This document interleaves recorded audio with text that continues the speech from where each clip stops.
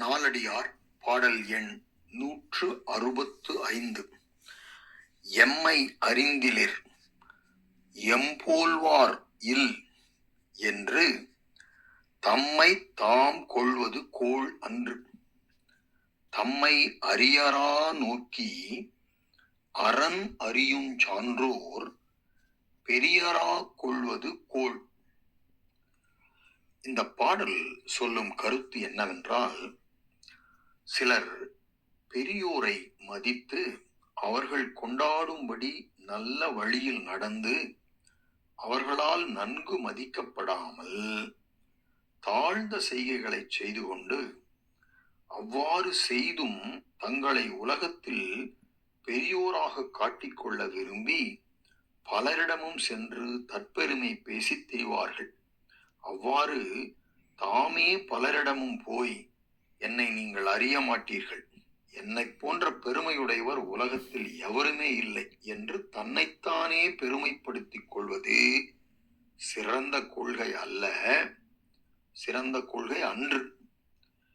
பெரியோருக்கு அடங்கி நன்மார்க்கத்தில் நடந்து அவர்களால் நன்கு மதிக்கப்பட வேண்டும். அவ்வாறு பெரியோர்கள் பார்த்து தன்னை சான்றோர் என மதித்தலே சிறந்ததாம் என்பதை சொல்லும் பாடல் தான் இந்த நாலடியார் பாடல். சரி, பாடலுக்குள் செல்வோம். எம்மை அறிந்திலிர், நீங்கள் என்னை அறிந்திருக்க மாட்டீர்கள். அது என்ன எம் அப்படின்னா, எம்ங்கிறது செருக்கை விளக்குகின்ற தன்மை பன்மை. என்ன உனக்கு தெரியாது அப்படின்னு சொல்றதுக்கு பதிலா எம்மை அறிந்திலிர் அப்படின்னு சொல்றது. அது செருக்கை விளக்கக்கூடிய தன்மை பன்மை. சரி, எம்மை அறிந்திலிர், என்ன நீங்கள் அறிந்திருக்க மாட்டீர்கள். எம்போல்வார் இல் என்று அப்படின்னா, என்னை போன்றவர்கள் இந்த உலகத்தில் யாருமே இல்லை என்று தம்மைத்தாம் கொள்வது, தங்களை தாங்களே புகழ்ந்து உயர்ந்தோராக கொள்வது கோள் அன்று. கோள் அன்றுனா கொள்கை அன்று அப்படின்னு அர்த்தம்.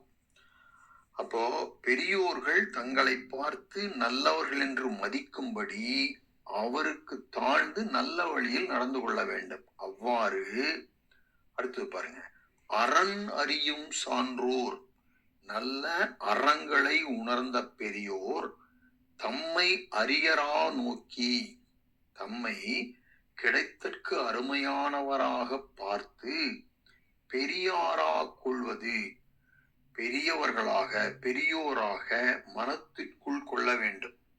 நம்ம நடத்தையை பார்த்து அந்த சான்றோர்கள் எல்லாம், ஆஹா, இவன் கிடைத்தற்கு அரியவன், இவன் நல்ல ஒரு பெரியோன் என்று அவர்கள் மனத்துக்குள் நினைக்கும்படியாக நடந்து கொள்ள வேண்டும்.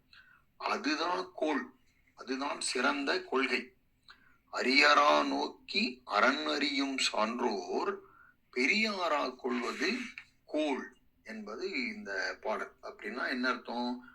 மனிதர்கள் வீணே தற்பெருமை பேசி தெரியாமல் பெரியோர் மகிழ நல்ல வழியில் நடந்து அவரால் நன்கு மதிக்கப்பட வேண்டும். கிட்டத்தட்ட இதே கருத்தை சொல்கிற ஒரு திருக்குறள் உண்டு. திருக்குறள் 439. வியவற்க எஞ்ஞான்றும் தன்னை நயவற்க நன்றி பயவா வினை. வியவற்க எஞ்ஞான்றும் அப்படின்னா வியந்து கொள்ளற்க, தன்னைத்தானே புகழ்ந்து கொள்ளாதே. எஞ்ஞான்றும்னா எப்பொழுதும் தன்னை புகழ்ந்து தானே புகழ்ந்து கொள்ளாதே. நயவற்க நன்றி பயவா வினை, விரும்ப வேண்டாம். நயவற்கன விரும்பாத, நன்றி பயவாத வினையை விரும்பாத அப்படின்னு மாதிரி சொல்ற அந்த திருக்குறள். அந்த குறளினுடைய பொருளும் இந்த நாலடியார் பொருளும் சற்றேறக்குரிய இயைபுடையதாக உள்ளது.